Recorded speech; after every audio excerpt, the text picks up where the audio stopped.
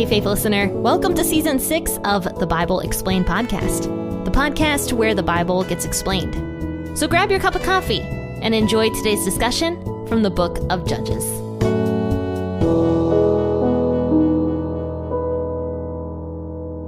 Well, happy Monday, friends and faithful listeners.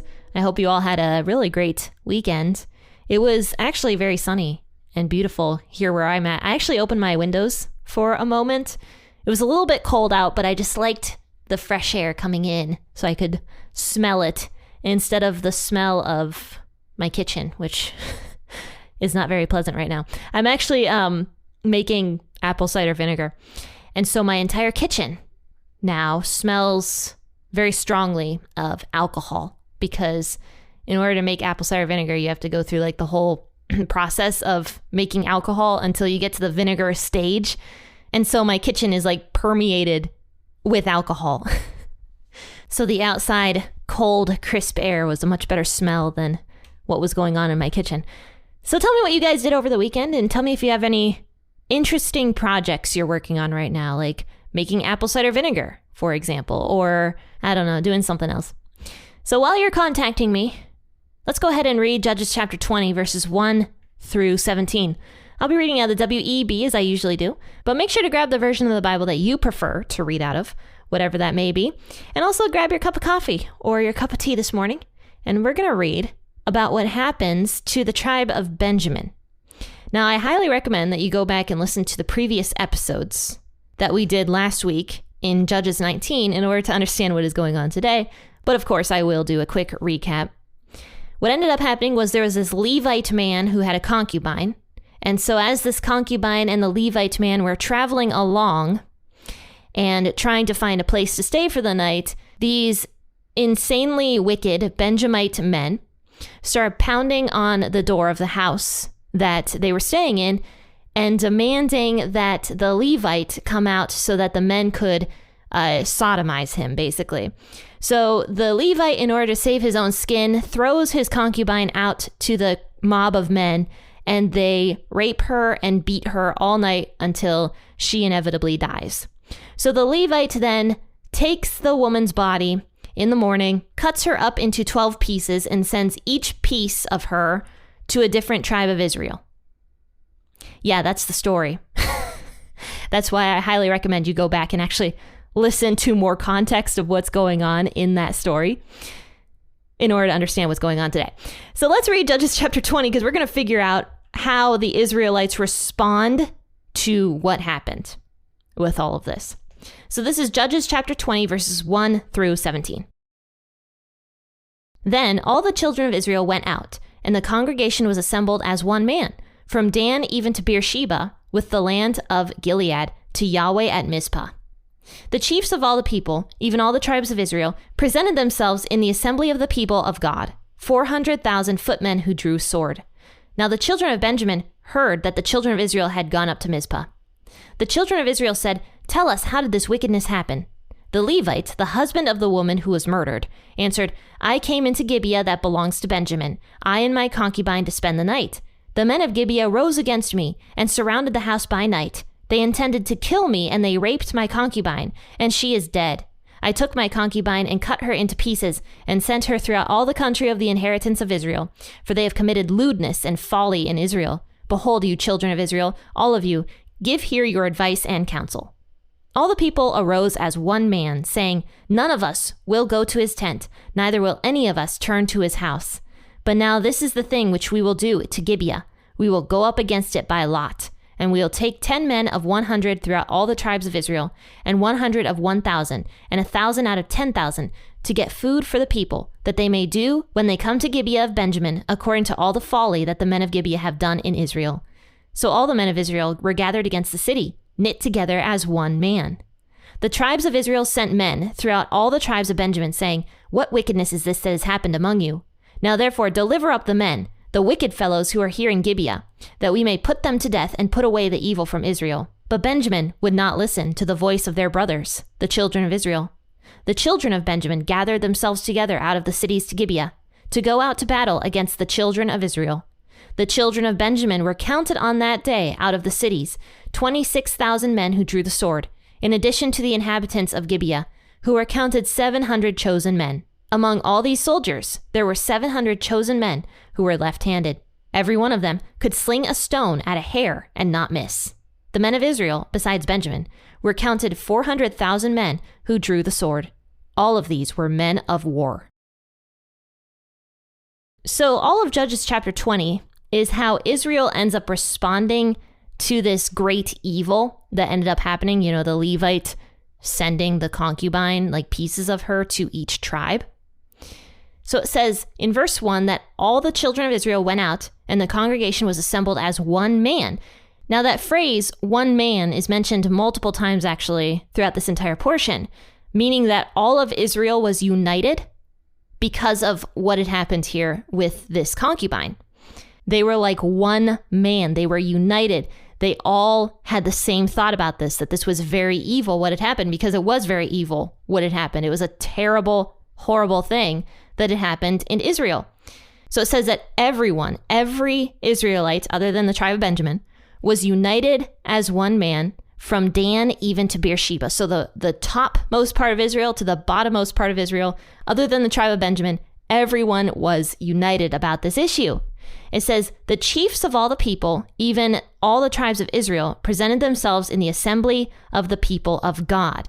So the chiefs of every tribe of Israel, the 11 tribes, end up coming together to talk about this issue that had happened. Now notice that it doesn't mention any judge here. This is the book of Judges, yet for some reason there's no judge. There's just chiefs. We don't see any priests mentioned either. And that was all part of what God had put in place, right? The court system to figure all of this out. But because Israel had fallen so far away from God's design, there were no people, there were no judges or priests or high priests willing to step up and take command of what had happened here. So all the tribe leaders come together in Mizpah. So they decide to go and question the Levite to see what had happened. So they go to the home of the Levite in verse 3, and they say, tell us, how did this wickedness happen? Now, here's something super weird, though, about all of this, is if you received a body part in the mail, would that not be like an egregious crime, even if the person was already dead and somebody had like cut up the body and like sent a piece of the body to you in the mail? Would that not be something that you would be repulsed by? So my question is, why did they not arrest this Levite? Because he totally degraded his concubine's body in that way. Every normal human being on the planet thinks that there's something weird about that, right? Like cutting up a dead body and sending it in the mail. Like whether or not this Levite was trying to prove a point or not about what had happened to his concubine, this just seems weird and wrong, no matter what the situation. And I'm sure there would have been a much better way for the Levite to handle all of this. Like truly, I think the Levite, he just seems like a psycho. Like he's just a psychotic person. So they go to question the Levite and they're just like, how did this happen? You know, about this body part that we received in the mail. And so here's what the Levite says. Here's what he says. The Levite, the husband of the woman who was murdered. So once again, putting weight behind all of this. This wasn't just a casual union between a man and a woman. This was more than that. This was a husband and wife situation.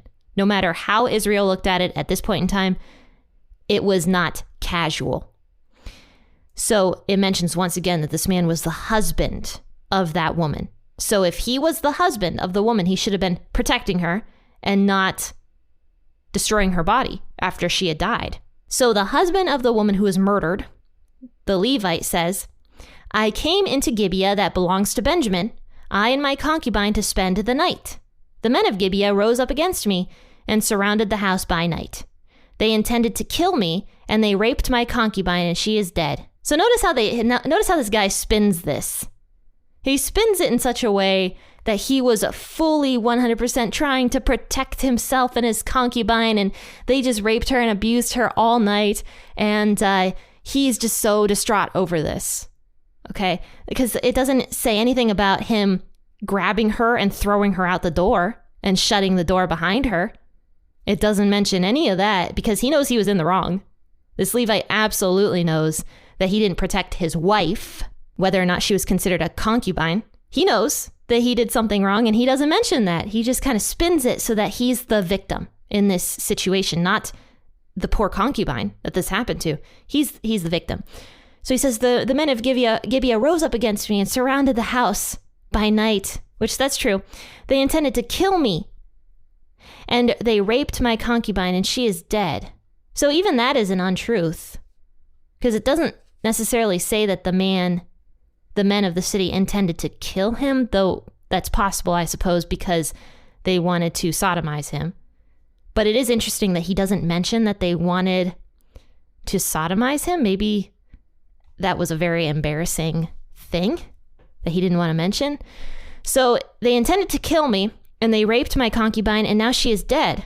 I took my concubine, and I cut her into pieces and sent her throughout all the country of the inheritance of Israel, for they have committed lewdness and folly in Isreal. The one thing I mentioned on Friday was that it doesn't actually say specifically that the men of Gibeah, the ones that had raped her all night, were the ones that killed her. It's very possible they did. It is very possible that she died because of how badly she was beaten and abused all night. But it's also possible that because this Levite is a psychopath, he didn't give her the care that she needed in order to not die on the way home. And I even argued potentially that the Levite himself killed her. I don't know, though. I don't want to paint too much into the story because scripture doesn't give us that direct detail. It does make us assume that the men of Gibeah did in fact kill her, so that's very possible that they did. But I'm just saying, it doesn't specifically say when the woman died. So the Levite says, I took my concubine and cut her into pieces and sent her throughout all the country of the inheritance of Israel, for they have committed lewdness and folly in Israel. Behold, you children of Israel, all of you, give here your advice and counsel. So I cut her up and sent her to you because this great sin that happened to me and to my concubine just shouldn't go unpunished, which he's absolutely right in that matter, by the way. This shouldn't have gone unpunished, like any of this. And who knows, like, it's very possible that these men of Gibeah had done this before, because they seemed very brazen in their actions, right? When we talked about this on Friday, they were like pounding on the door of that old man's house, demanding that the Levite come out. So who knows how often that had happened before in Gibeah, and yet nobody was willing to make sure it didn't happen again. This is the first time Israel like rises up against what's going on here. So yeah, this absolutely should have been punished. And it should have been punished probably years before this entire situation happened. That's what happens when sin goes unpunished. When sin goes unpunished, people think they can do the exact same thing over and over and over again. And actually, there's a verse about that. Let me find that verse. I know it's in Proverbs. It's Proverbs 11:21. Be assured that the wicked will not go unpunished, but the offspring of the right... No, that's not the right one. That's not the right verse. Hang on a second. Hang on. Okay, I found it. And that's because it is not in the book of Proverbs. It's in the book of Ecclesiastes, actually. And I had to open up my own Bible instead of typing it in to Google. It's Ecclesiastes 8, verse 11. When a crime is not punished quickly, people feel it is safe to do wrong. Okay, I mean, that's very clear that if a crime continues to go unpunished by somebody, of course people are going to keep committing that crime. And that's what we see happening all over the world right now. When people are allowed to do crime, crime will continue and it will flourish. So when God mentions multiple times in the Old Testament laws to quickly punish sin, it's because of this, and it's because of this story here, that if a crime does not quickly get punished, then it will just flourish and it will continue to happen. So the men of Israel, it says they were knit together as one man when they heard the testimony of this Levite with what happened to his concubine. They were all united. Now, I don't know why they didn't arrest the Levite also. I don't know, but they allowed the Levite to go, and maybe that's because, once again, they allowed crime to flourish. And they didn't punish the Levite for what he had done. And they also didn't ask multiple people either, which is another thing they should have done. That was clear in the Old Testament as well. There couldn't be just one witness. It had to be multiple witnesses. So they should have asked the Levite. They should have asked the servant of the Levite. They should have asked the old man what had happened, the man that they stayed at their house. They should have even asked some people in the city of Gibeah where it happened, what had happened that night. They shouldn't have just taken the witness of the Levite. There should have been multiple witnesses talking about this. But either way, the Israelite nation decides that this is a crime that should no longer continue on, which is a good thing. So they were all knit together as one man. So the tribes of Israel sent men throughout all the tribe of Benjamin, saying, "What wickedness is this that has happened among you? Now therefore deliver up the men, the wicked fellows who are in Gibeah, that we may put them to death and put away the evil from Israel." So they are demanding from the tribe of Benjamin that the men of Gibeah be killed, be put to death for what they had done. And to me, I feel that that's a very just thing. They helped kill and injure this woman, this concubine, and possibly have done that many times in the past. They should have absolutely paid the price for that terrible crime that they committed. So the Israelites are demanding that Benjamin bring those evil men out. But Benjamin, the entire tribe, is like, no, we're not going to do that, actually. They instead decide to go into civil war. So the tribe of Benjamin completely rallies behind the city of Gibeah, and they recruit all of these fighting men. It says, the children of Israel gathered themselves together out of the cities of Gibeah, or to Gibeah, to go out to battle against the children of Israel. So they fully intended, all of Benjamin, to go into complete civil war. And I don't know how Benjamin truly thought that they were going to survive this, because they were one tribe against 11 others. And I don't know why Benjamin thought this was the best thing to do, but it's very possible that the entire tribe of Benjamin was just that evil, that they were not willing to bring evil people into the light. And you might be like, Jenn, that's pretty far-fetched, but is it? Is it really? Think about all of the corruption we see nowadays. Like, for example, everything that happened with like Epstein, that's just the example I can think up off the top of my head. People don't want to bring everybody who was in that horrible ring of child molesters out into the open, because they probably were a part of it as well. So honestly, it's not that far-fetched. We actually see this happen quite a lot. It's easier for people to fight against it than to bring it out into the open, because if they bring it out into the open, that means that they have to admit that they have a problem within themselves. So they'd rather fight against it and do everything they can to hide it instead of bringing it out into the light, which is maybe what all of Benjamin here was doing. They possibly were much happier just fighting against the Israelites than admitting that they had a serious problem that needed to be addressed. So it says that the children of Benjamin were counted on that day out of the city's 26,000 men who drew the sword, in addition to the inhabitants of Gibeah, who were counted 700 chosen men. So these men of Gibeah, maybe even these men that had raped that poor woman, were part of the fighting men of Benjamin. So thousands of men are gathering out of Benjamin to fight against the rest of Israel. And it says, among all these soldiers were 700 chosen men who were left-handed, and every one of them could sling a stone at a hair and not miss. So these men are notorious marksmen who are able to fight with their left hand in that way, which that would have been pretty rare back in these days.